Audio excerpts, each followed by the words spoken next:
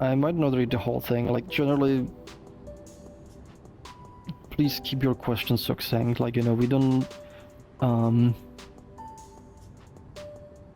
Let's see. Vinport is asking, have you ever considered making groups, being able to share storage with groups, more general accessibility to average supporter? I personally think there are a lot of users who cannot afford supporter tier, but they have friends that could afford lower tiers of storage and don't tend to use full amount of their own. So because of that, they don't ever really get higher tiers because they don't need to. I think maybe if more supporters could give storage to groups and make groups, we would see higher demand for storage, since those people could share their storage with their friends who can be more active in building but currently lack the space.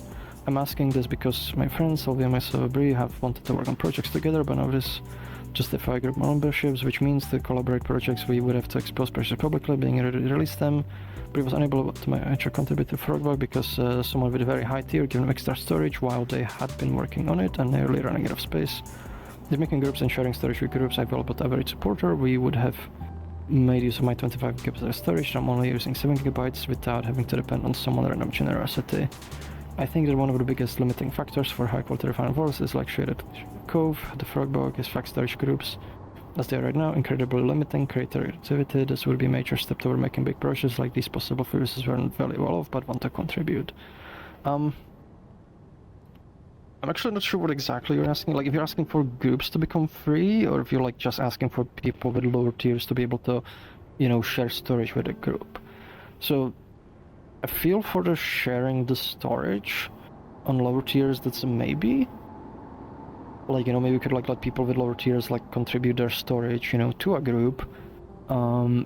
Making groups free, we probably wouldn't do that, like, or like making it like on lower tiers, because right now things are sort of priced, to make sure, because there's essentially two things that are pushing against each other. It's like, one, ideally if we wanted to, just from the pure creator, perspective, we would give everyone like, unlimited free storage, unlimited groups, unlimited everything, so people can just go creative, not be limited by anything.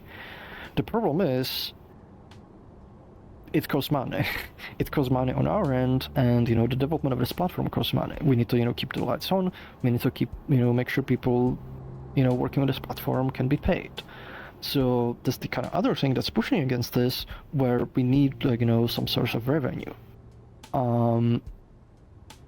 And if we make certain changes, to the Patreon, for example, and those changes would lead to losing revenue, because people now like drop their tiers, that could harm us, and it could harm, our ability to kind of work on this platform in the first place.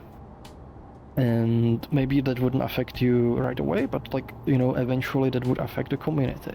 So what we have to do is, find the sort of right balance, between like the business needs, and making sure we keep going and keep like developing this platform, and like, making things available and accessible. And those things are sort of like, pushing against each other. Like they're like, to sort of like opposite, goals.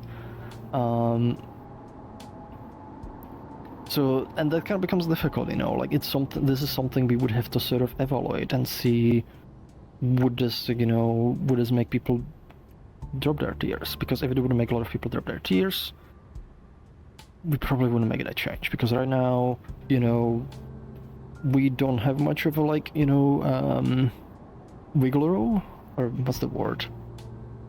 We don't have like, our budget is pretty tight, essentially. So, making changes that can be risky, we're gonna be kind of averse to that because of that. Because, if that risk doesn't pay off, that could be worse. And like, it's also like a lot worse because say like we made it, at lower tiers, and we'll be like, oh no, this is now causing us like lose a bunch of revenue, and like now, we're gonna go into the red. We need to bring the prices back. That could make things even worse, because like, if it's generally people, will like if things like, prices are lowered for things, but they don't like when they go up.